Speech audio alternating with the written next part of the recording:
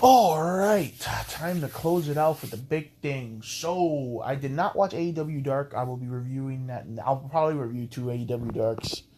I almost said Joey Ryan. Joey Janela did some Santa thing, but I really wanted to like cut this show from the other stuff to get to the top 10, my top 10 matches of the year, and talk about the year itself. So pretty much from the start, Will Ospreay, Wrestler of the Year to me. No one has given me more entertainment than Will Ospreay this year. Fucking Shingo Takagi and Moxley, those guys, and Kenny as always, they came close. Fucking, I feel like Shingo Takagi doesn't get enough credit for the man. That bombing lariat is like, that's match of the year candidate right there by itself. So, back Wrestler of the Year, Will Ospreay, hands down. No one can tell me that Will Ospreay. I think I don't even know. I'm going to check how many times Will Ospreay's on my fucking list. Spoiler alert, by the way. Let's see. 1 and 2. There you go. Will Ospreay is on my list twice. I wished I would have put him in more. I'm going to tell you right now, I could have put Will Ospreay on this list 5 times over. And speaking of that, quick New Japan. I ended up catching the match between Will Ospreay, Robbie Eagles, Bushi, and fucking Hiromu Takahashi. Great little tag team match there. Couldn't believe Hiromu lost cleanly to Robbie Eagles. But then, I saw the promo of Will Ospreay laughing at him, saying, dude, you can't beat me. You're not ready. You came back way too early. And I feel like it's going to lead perfectly when Ospreay gets his fucking ass beat. I actually like heel Ospreay. I think he's doing a pretty good job. Quick thoughts on that. So, yeah. Male Wrestler of the Year, Will Ospreay. Female Wrestler of the Year with me, Io Shirai. I think put it on paper, she hasn't had the greatest year ever, but I've enjoyed her matches. Her matches with Candice, her fucking moonsault off the women, fucking War Games. I don't know, I just feel like Io's had a great fucking run this year. She's been my personal favorite woman of the whole year. Definitely, by far. Tag team, probably the only tag team that I've been like, yo, this is the tag team. I saw them live and it was fucking awesome. God, Gorillas of fucking Destiny are definitely my tag team of the year. These guys are fire, dude. I hope they retain at Wrestle Kingdom. I hope they have the longest run with those tag team titles. I just feel they're great. Tonga Loa has really made a name of himself. Tonga is like, come on, dude. This guy's fucking gold. So, yeah, definitely Will Ospreay as the best wrestler of the whole year. You know what I mean? Definitely Io Shirai is my favorite female of the year. God as tag team. Definitely. I feel like all those guys have had great years. You know what I mean? But let's get to the top 10. Top 10 matches of the year. Honorable mentions, I'm going to throw some of those out when I remember them, or here and there.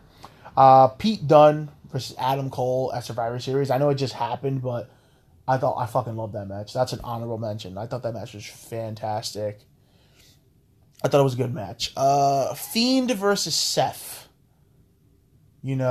I know a lot of people had sour grapes, but I actually thought they had a pretty decent match. I liked it. You know what I mean? I thought the Hell in a Cell match was cool until the ending, and then it just shuts it off.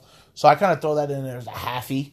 You know what I mean? And then the Fiend winning the title at Halloween was also not a bad match. I thought that was pretty good. Ray and Brock had a pretty fucking awesome match, which I wish would have gone fucking longer. And Ray would have beat him with his son. That match would have been remembered for so long if they did it right, dude. If they actually did that match right, it would have been remembered for sure.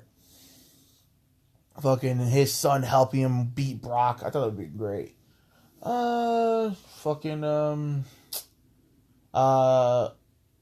Wrestle Kingdom, right from the start. You know what I mean?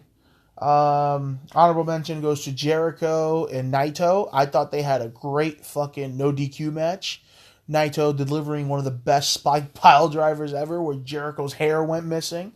I thought that was a great match. Almost made my list. Almost. It's funny how Jericho's best match is his first match of the fucking year, which is I find hilarious. Cody Ibushi versus Naito from the G1. Almost made it on my top 5, but This was such a hard year for New Japan matches, man. Sonata and Okada, their last match, fantastic. Just absolutely fucking a masterpiece of a wrestling match. Even Evil and fucking Okada from the G1 was fucking fantastic too. Sonata and Okada, when Sonata beat him in the G1, I could have thrown that in there too. That was great. Zack Sabre Jr. and Kota Ibushi, I like their chain of matches in the G1 too. Just a lot of G1. I could have picked a lot of fucking G1. Pac and Kenny from AEW, their first outing, I would have put on there. Hangman and Pac, their last match, or their second match, I would put on there. Really good matches. Moxley and Joey Janela, train fucking wreck, but it was entertaining as all hell. I would have put on there as an honorable mention. I think that's it for the honorable mentions. You know what I mean? I think that's it. I think we'll start the list off. So, number 10 on my list would be Will Ospreay versus Lance Archer, Vance Archer, whatever you want to call them, and the G1, night 1. I thought this match was fucking awesome. I thought it was fantastic. I loved the match because no one's seen Lance Archer in a while. He comes in the G1. He's got the Murder Hawk. He's got the bitchin' ass theme. He's got the whole new look. And I'm like, yo, Ospreay is going to get murdered. And what does he do? He goes in there, debuts the fucking everybody dies thing, the everybody dies claw, and all that stuff. And he just destroys Ospreay in a beautiful big man, little man match. You know, Ospreay's trying to kill himself, trying to do whatever he can to this guy. And this guy just keeps fighting back. I just think overall Lance Archer had a hell of a year. Like, I got to meet him this year when I went to a New Japan show, and I even told him, just like, dude, you stole the show to me with Ospreay, you know, and I told him, just like, you have had one of the best years in, like, your whole damn career, you know what I mean? And I just feel like he's doing great. He's the U.S. champion right now. He's fighting Mox in a Texas death match, which I actually hope he wins, you know what I mean? I actually hope he retains, because I think he's a great example of what you would want as a U.S. champion in New Japan. But Lance Archer and Will Ospreay was a great match. Archer came in there, the unknown. You know, let's be honest. The tag team with him, with Killer Elite Squad, ended. David Hart Smith left. I saw Archer was in there, and I'm like, yo, are they finally going to give this guy, you know, American Psycho? I was thinking, no, this guy came in and knocked it out the fucking park. He did better than I fucking expected he was going to do, but that's my number 10. Started off with some New Japan, as always. Number 9 would be Walter versus Tyler Bate from NXT UK. Takeover Blackpool. I want to say Blackpool. I want to say its match was 45, 47 minutes. And this match told a beautiful story. Like I said, I am not a Walter fan at all. Not a fan of him at all. I think he's kind of whack. But Tyler Bate, people laugh at me all the time. Like I say Cesaro is, Tyler Bate, pound for pound, is one of the best wrestlers in the fucking world. New Japan, AEW, Japan, don't want to hear it. Tyler Bate can be up there with one of the best wrestlers in the world. This dude's only like 20-something. This dude's been this good since he was 19. And these guys told the story of Tyler Bate basically getting his fucking ass beat for 30 minutes. Makes a small comeback. Gets a lot of hope, and then gets chipped down by a sick lariat. Just a clothesline kills this man. And I thought this match was fantastic. You know what I mean? He was using moves from fucking Trent Seven and Pete Dunne. He was trying to do everything he could to be the first man to beat Walter. And no, it just failed, but he failed in a way where he was the winner, because he's the one that got the standing ovation after the match. He's the one that everybody came out and celebrated and said, dude, you're the fucking man. You know what I mean? So that's my number 9. Just a great match. Almost an hour of wrestling in that match, and just such great fucking storytelling. I thought this was a great fucking match. That's number 9 for sure. Number 8 is Johnny Gargano versus Adam Cole at NXT TakeOver when they moved it to Connecticut last minute. And the reason I didn't pick Gargano and Adam Cole in the 2 out of 3 falls the first time when the NXT was vacant title, I thought that match was good too. But, like I said, Johnny winning the title was awesome, but seeing Adam Cole beat fucking Johnny for the title, and everyone, like I said, it was a very pro Adam Cole crowd, and I was live. It was my first NXT event ever. That one speaks hard to me, so I had to put it as my number 8. It just speaks to me. It's special to me because that crowd was fantastic. That match was fantastic. And Cole won that match fair and fucking square, man. He won that match right down the fucking middle. So that's definitely my number 8. Number 7 was Young Bucks, Lucha Bros, Ladder Mayhem, Ladder Match, whatever you want to call it. I know some people could say what a spot fest, but I thought this match was fucking great. And I loved that the Lucha Bros won with the fucking, package pile driver to stomp on the ladder. Much respect for Nick Jackson for all the shit that he did to his body in this match. This dude threw himself through tables. I can't even count the tables that were broken in this match. It was fantastic, but this was a war. Like I said, this was a TLC match without the TLC stipulation. It'll be insane to me if these guys ever try to redo this match, which is going to happen one day, but I hope they wait years down the line, maybe 2-3 years. But this match was great. I feel like it was underrated. I feel like people don't talk about it as much because it was just so crazy. It was insane. That's my number 7. Number 6 is Jay White, Kota Ibushi G1 Finals. And this match told a great story. And like I said, I am not ashamed to admit it. I had a manly tear in my eye when fucking Kota Ibushi won. Because I am a big Kota Ibushi fan. Love Jay White also, but I was like, can we please give Kota Ibushi the respect that he deserves? I want Kota Ibushi to win the whole fucking thing. I understand the whole Naito situation, but if personally I could be, a piece of shit and just pick my personal pick, I want Kota Ibushi to be double champion. Or at least win the IWGP championship and make it to the end with Naito and Wrestle Kingdom, but that's Wrestle Kingdom. But this match was awesome. Basically, Jay White worked the knee of Kota Ibushi. Kota Ibushi, he couldn't do all the crazy shit he usually do. He was using the Bullet Club. There was just everything in their mom was against Kota Ibushi, and the fucker pulled it out, and he's the only person to win the New Japan Cup, the Juniors G1, and the fucking regular G1, which something Will Osprey, I feel like, has to do soon also, win the G1. I feel like he deserves it, man. He's proven himself. He's fucking moved to Japan and everything, but this match had so much emotion. I was standing up watching this match going, I swear to God. Because, legit, if Kota Ibushi lost, I love Jay White. He's one of my favorite up-and-comers.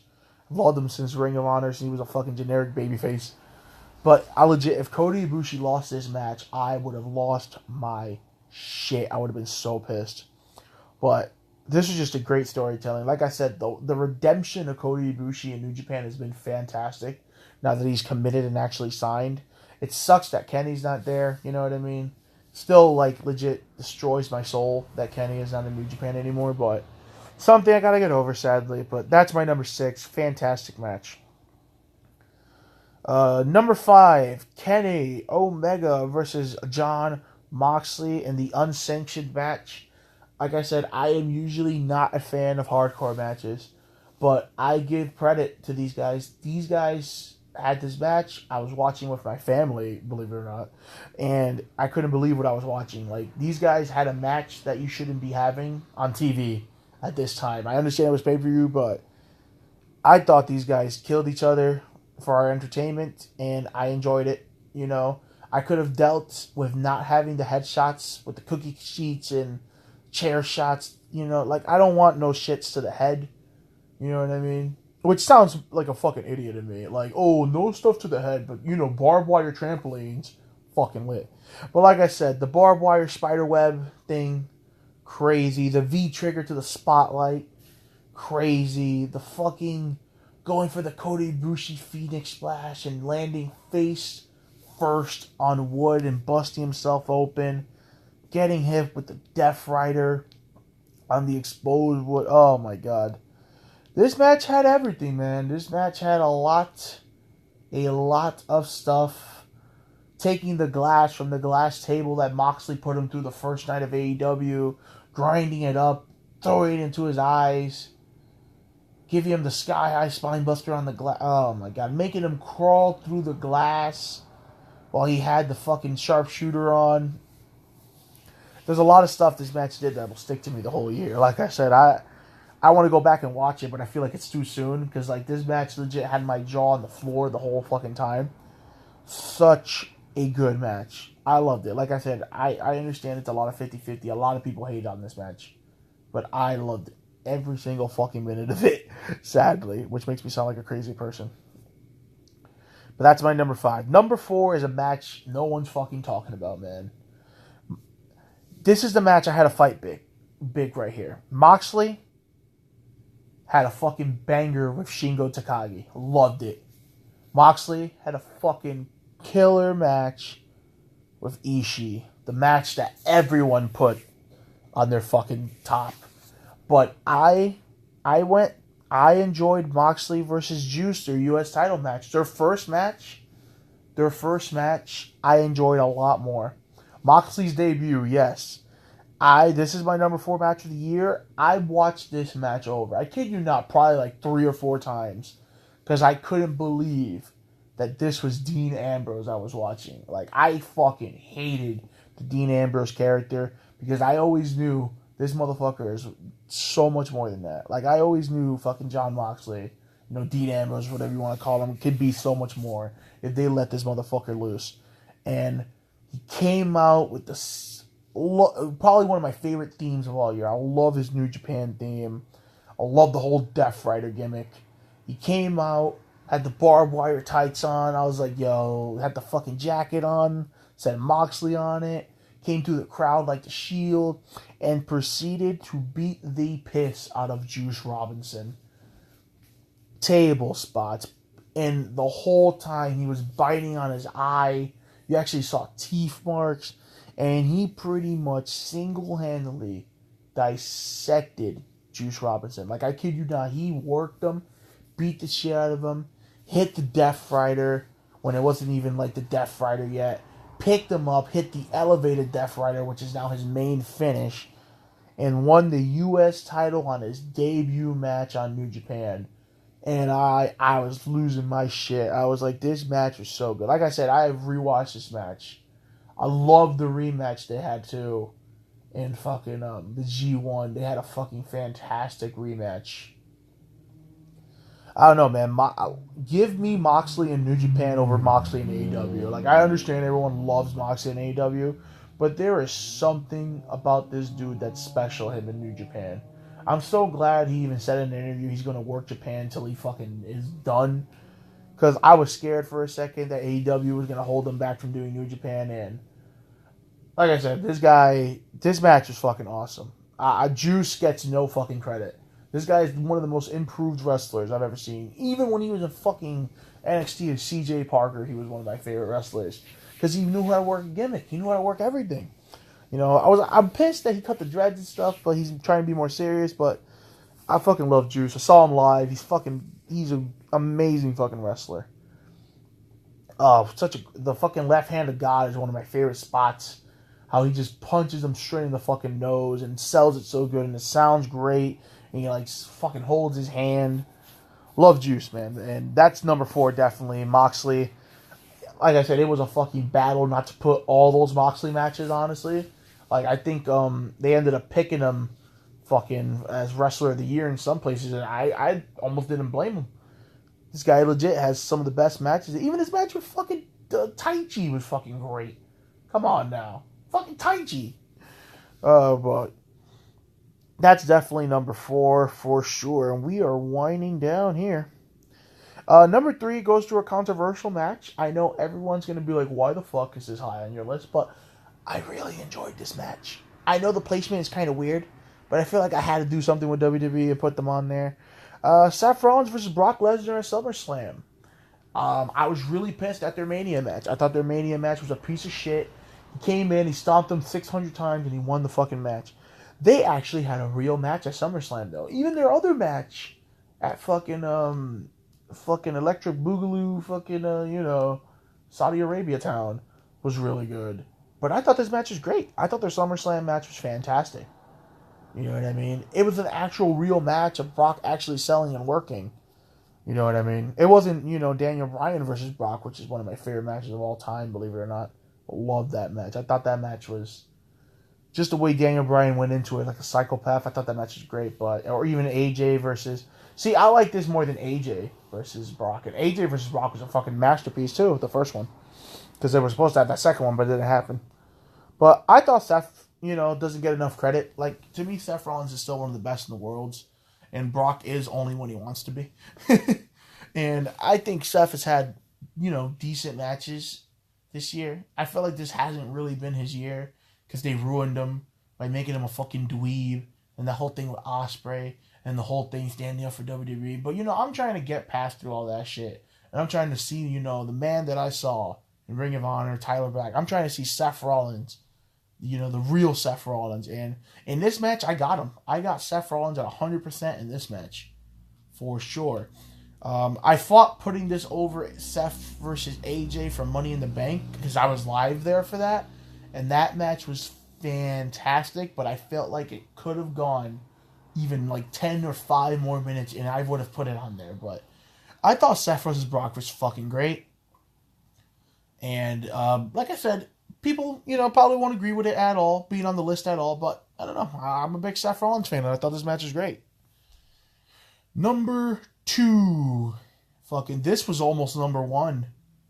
This should have been number 1, but I just kept switching. I legit struggled for almost like an hour switching this one back and forth, but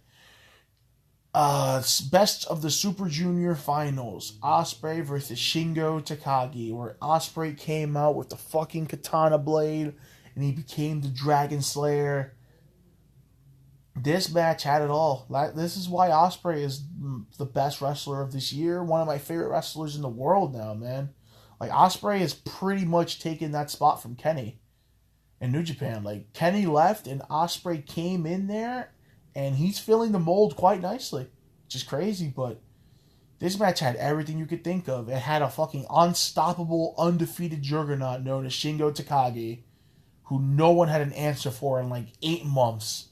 Osprey went in there as the fucking underdog. Basically, I saw this match and I was like, alright, Osprey's dead. You know what I mean? Like, Shingo is going to win the fucking title. He's going to be undefeated. He's going to fucking kill him. And Osprey hands Shingo Takagi his fucking first loss ever. This match, there's just no describing it. You just have to watch it. Storytelling, move-wise, drama, crowd reaction, this match is absolutely perfect. I love this match. It's so fucking good.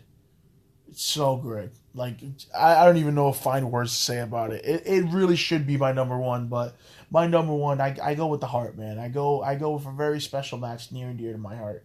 Because it is my number 1 is basically the match where I felt like I lost somebody. I felt like I lost someone important. I know, not to sound dramatic or anything, gay, but my number 1 match of the year is Hiroshi Tanahashi versus Kenny Omega. Kenny Omega's last match in New Japan. And this match, legit, it gives me goosebumps. Because, like, I get so pissed and sad. You know what I mean? When Kenny comes in and he uses the hopes and dreams. And he has, he comes out and he does, the Bullet Club pistol. He's about to do the bang. And he says, one last time. Bruh, I'm telling you, it hits me right in the fucking feels. Because I'm like, shit. In my head, I'm like, no way. And I'm like, he means it one last time. It sucks that shit ended so bad with New Japan and Kenny. Because, like I said, I've been watching New Japan for a while. Thanks to TNA. I will always give TNA credit. I saw Hiroshi Tanahashi on an episode of TNA, and I was like, let's fucking go. This guy's lit. And Tanahashi's work also Tanahashi proved to me You know what I mean? Not that he hasn't before, but he proved for the 100th time why this man is like the fucking ace of New Japan. This guy had an amazing G1, a fucking fantastic match with Cody Ibushi, won the G1, and then they told the story of the old guard versus the new guard, and Tanahashi was not ready for change. Then Kenny told the story of a fucking old bastard who wouldn't let it go. It was like Kenny was kind of the heel, but he wasn't. You know what I mean? Because I felt like Tanahashi was also being a dick by not letting the future pass through him, because he even said the future's not going through unless it goes through me. They did this awesome promo package. Well, I should say Kenny did this awesome promo package. I know New Japan didn't even want to air it, but it was a fucking promo package of fucking Tanahashi being an evil bastard, and they were doing it like an Undertale, you know, form, like that fucking little RPG. And Tanahashi was like fucking being an evil bastard, and fucking Kenny fought him in like an RPG mode. Just the entrances, man, are fantastic. Like I said, Kenny's entrance is something special here. You know, he's got the Bucks with him, and they proceed to have the longest match. I think the longest main event in New Japan Wrestle Kingdom history, and this match is great. I really wish it was fucking 2 out of 3 falls or something. That's how much I wanted this match to go on, but this is a great fucking match, and Kenny took the L. High fly flow, and then we just see just sadness, man. Like, legit, every time I watch this match and I get to the end, I just get so sad, because I'm just like, fuck. Yeah, Kenny's gone, you know what I mean? Like, there's talks of there's actually maybe a working relationship gonna finally happen, and I hope it does, because like I said, people laugh at me all the time, the AEW marks, but I'm telling you, AEW needs an extra oomph to kill. You know, like right now they're getting bodied by NXT. NXT is winning, because NXT is fantastic, of course. I normally like AEW more than NXT half the time. I'm not even gonna lie, because AEW is something fresh, something new. NXT is fantastic. Like, every show of NXT is usually a 9 out of 10 out of me. But AEW needs something, man. Imagine fucking, you know, like fucking Hiroshi Tanahashi coming in when he beats, you know, if he beats Jericho at Wrestle Kingdom, because Jericho's fighting at Wrestle Kingdom, and getting that AEW title shot. Like, you know how much people would probably lose their mind, including me? Like, imagine Naito coming in, fucking Los Ingobernables, taking down the Inner Circle, because they got that history with Jericho. Imagine Kenny and Kota finally getting back together. Golden Lovers versus Young Bucks rematch. Like, that's the thing. New Japan would benefit working with AEW, but I honestly think AEW needs it more than New Japan, because New Japan has their fixed audience. People are gonna watch them, you know. If they watch, they watch. If they don't, they don't. You're either a New Japan fan or you're not. You know what I mean? That's what I always tell people. People say, "Oh, those matches are long," but then they're watching the same matches on AEW be the same length. So I'm just like, okay, whatever. But that is my match of the year. Hiroshi Tanahashi and Kenny. Like I said, my match of the year is always on January. It's always on fucking Wrestle Kingdom. And it's not going to change this year.